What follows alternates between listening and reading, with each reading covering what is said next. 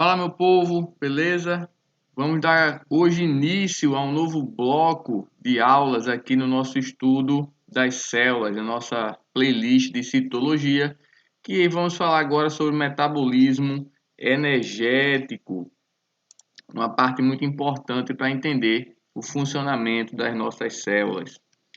Bom, e o que é que a gente entende primeiramente sobre metabolismo, né? Metabolismo é uma característica presente aí nos seres vivos. A gente começou a falar de metabolismo lá quando a gente estava estudando características gerais dos seres vivos. E metabolismo nada mais é do que o conjunto de reações químicas que ocorrem no corpo dos seres vivos. E essas reações vão ser responsáveis aí pela transformação e utilização de matéria e energia, tá? Então são as reações aí envolvidas no processo de transformação de matéria e energia que vão ser necessárias e utilizadas aí nos processos de sobrevivência dos seres vivos de forma geral.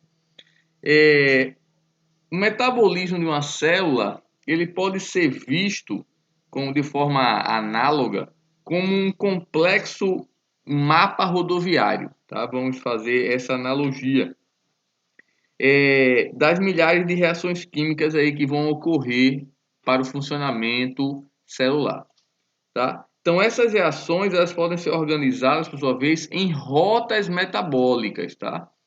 Ou, como você preferir, em dois grupos de reações: reações catabólicas ou catabolismo e reações anabólicas ou anabolismo. Lembra que isso aqui também pode aparecer nessa analogia que é muito comum que eu estou falando agora, que é a analogia de rota metabólica, tá? Então, rotas catabólicas e rotas anabólicas, tá? Rotas catabólicas ou rotas anabólicas. Sim? E o que seria uma rota metabólica? Pessoal, a rota metabólica é um conjunto de reações químicas, né, que ocorrem em uma célula, por exemplo, que se inicia com uma molécula específica, que depois ela vai sendo modificada aí por meio de uma série de etapas definidas, resultando em um certo produto final. Então, como assim, professor? Então, você tem aqui uma determinada molécula inicial.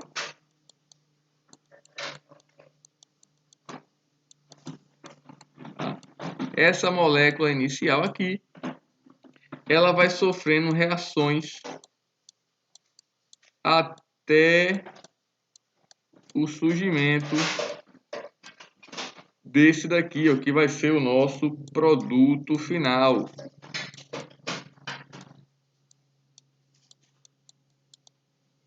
É o surgimento do nosso produto final. E aí é lógico que nessa sequência de reações vão ter a participação aí dentro das células de enzimas, né? Então aqui vai ter a participação da enzima 1 para a conversão dessa molécula inicial nesse subproduto B. Aqui vai ter a participação da enzima 2 para a conversão do subproduto B no C. E aqui a participação da enzima 3 para a conversão do produto C em produto D, né? Então aqui vai ser a reação 1 dessa rota, aqui a reação 2 dessa rota, aqui a reação 3 dessa rota, certinho? E é claro que essas reações aqui, elas vão ser aí integradas, né, ou em rotas catabólicas ou em rotas anabólicas, tá? Vai depender do nível de complexidade desses subprodutos aqui até chegar ao produto final. É assim que a gente vai classificar se isso aqui são reações de rotas catabólicas ou de rotas anabólicas. Beleza? Simples assim. Bom, e aí, como para a gente definir um pouquinho mais do que seria a rota catabólica e rota anabólica, pessoal, as rotas catabólicas você pode entender como aquelas reações que vão ser de degradação, e as rotas anabólicas, aquelas reações que vão ser de síntese. Como assim? Bom, as rotas catabólicas são aquelas reações químicas que vão liberar energia, tá? Então elas, olha só, liberam energia. Liberam energia. Decompondo moléculas complexas, está aqui, ó, moléculas complexas, como carboidratos, lipídios, proteínas, ácidos nucleicos, em compostos simples, está aqui, ó, como CO2, água e amônia, tá? Então, são reações que vão liberar energia decompondo moléculas complexas em moléculas simples. Então, é isso que caracteriza aí as reações catabólicas. E para que vai ser utilizada essa energia? Essa energia, pessoal, vai ser utilizada para gerar trabalho celular, tá? Para gerar trabalho celular, certinho? Para gerar trabalho celular. Como, por exemplo, aí o movimento de cílios, a contração muscular, tá? Então, são exemplos aí de atividades, né, que vão ser desempenhadas pelas nossas células, que a gente pode chamar aí genericamente de trabalho celular, tá? E as reações anabólicas, né? E as reações do anabolismo são aquelas reações que vão consumir energia, tá? Então, essas reações aqui, ó, elas consomem energia. Consomem energia. Enfim, para quê? Para fabricar moléculas complexas, olha só. Então vejam que as moléculas complexas são do mesmo lado, só que no catabolismo elas são degradadas. Elas são oxidadas normalmente no metabolismo aeróbio.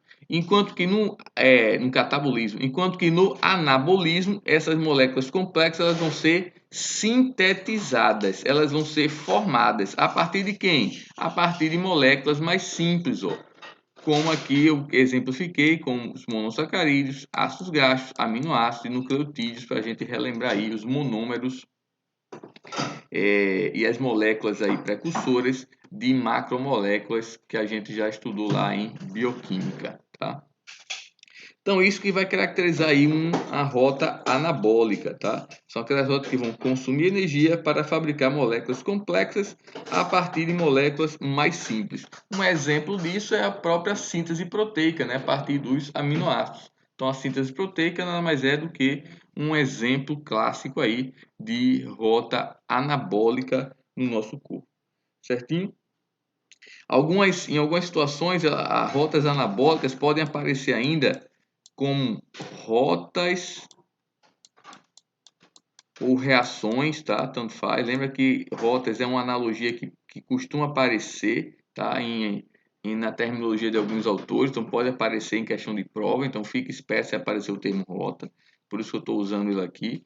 Pode aparecer com o termo rota biosintética, tá? Rotas biosintéticas.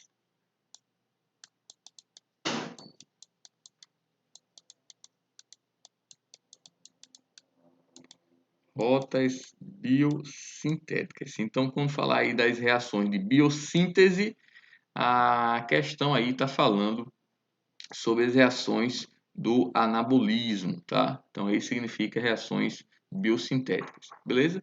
Pessoal, e o que normalmente a gente observa é que a energia liberada nas reações aí catabólicas, elas podem ser armazenadas e utilizadas para impulsionar as reações das rotas anabólicas, tá? E quem é que vai fazer esse papel de de receber essa energia liberada aqui do catabolismo e transferir essa energia aqui para as reações, para impulsionar as reações anabólicas? Mediadores energéticos, tá? Transportadores de elétrons de alta energia, transportadores de prótons, tá? E o própria molécula principal delas aí que a gente vai estudar, que é o ATP, que vai ser a molécula energética da célula. Então essas moléculas, olha só, elas vão receber a energia liberada aqui do catabolismo para distribuir essa energia aqui nas reações anabólicas, tá? Impulsionando para que as reações anabólicas possam acontecer. Isso quer dizer o quê? Que na nossa célula, nas nossas células, essas reações estão sempre ligadas, tá? Uma reação catabólica vai estar sempre ligada de alguma forma a uma reação anabólica. Como?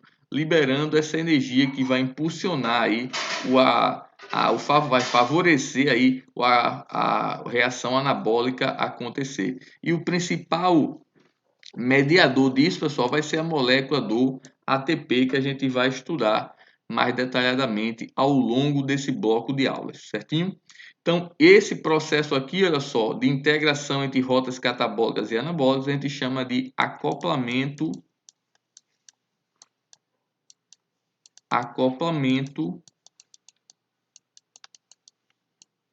de reações. Acoplamento de reações, tá? Não se preocupe que a gente vai voltar a falar disso também mais na frente, quando a gente estiver estudando aí a molécula do ATP, vai ser a moeda energética da célula, certinho?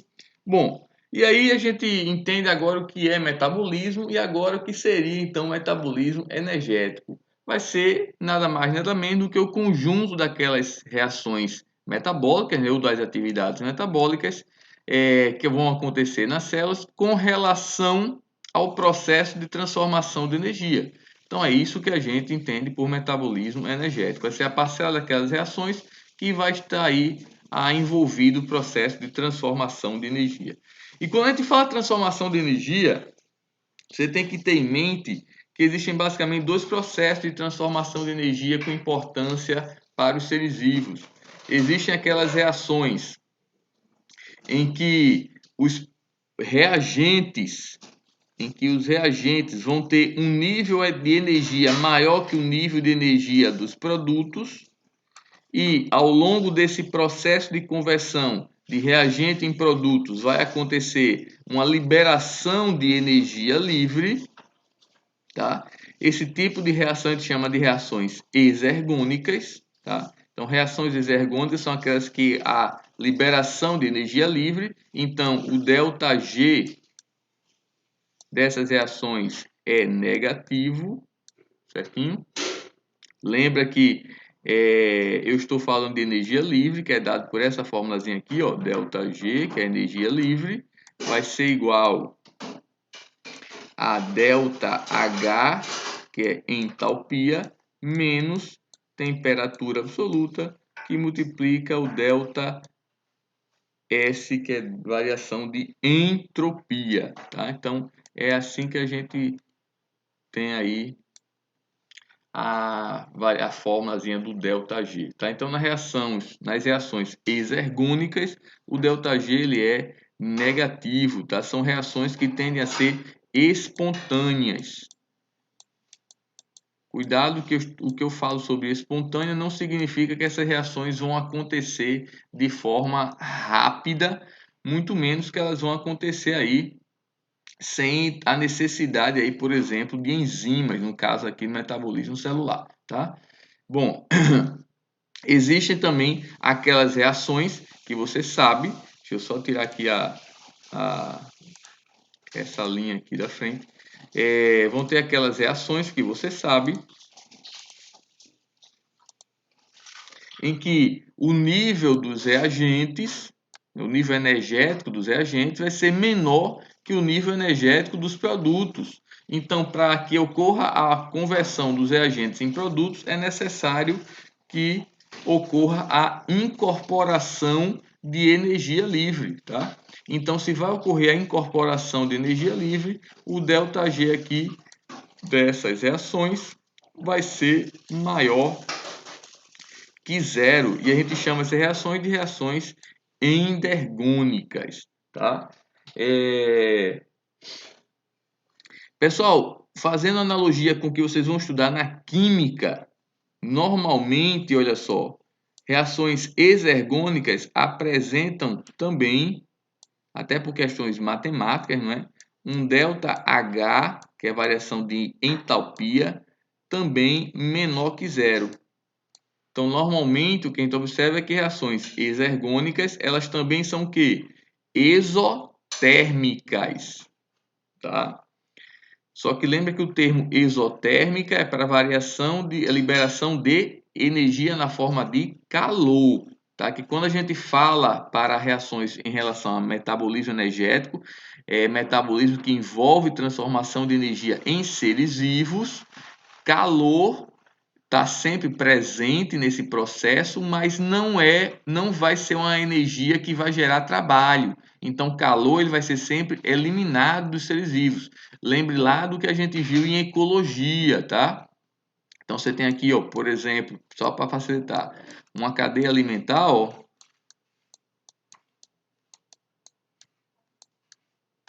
consumidor secundário, consumidor terciário. Então, olha só, à medida que a energia vai passando de um nível trófico para outro, a gente já viu que vai acontecendo o quê? Transformação de energia, e nessa transformação ocorre sempre perda de energia na forma de calor, tá? Porque calor para os seres vivos é uma forma de energia que não gera trabalho, como a gente acabou de falar aqui agora há pouco em relação às rotas catabólicas e anabólicas, lembra? Por isso que eu estou falando o termo reação exergônica, já estou falando da variação de energia livre como um todo, ó. Então estou englobando aqui, ó, eu estou englobando aqui a variação de entalpia também. Eu já estou englobando aquela variação de energia que vai ser perdida ou absorvida na forma de calor, tá? Mesmo jeito, ó, as reações endergônicas, normalmente elas vão apresentar, olha só, um ΔH maior que zero, tá?